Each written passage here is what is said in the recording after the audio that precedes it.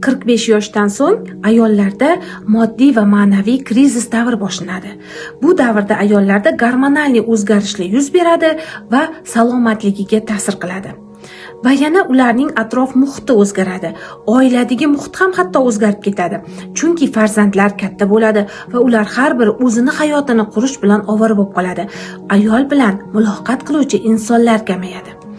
Bunday davrda ayollar o'zlaridagi holatni tushunmasdan doktorlarga, tabiblarga va hatto domlalarga qatnab qoladilar.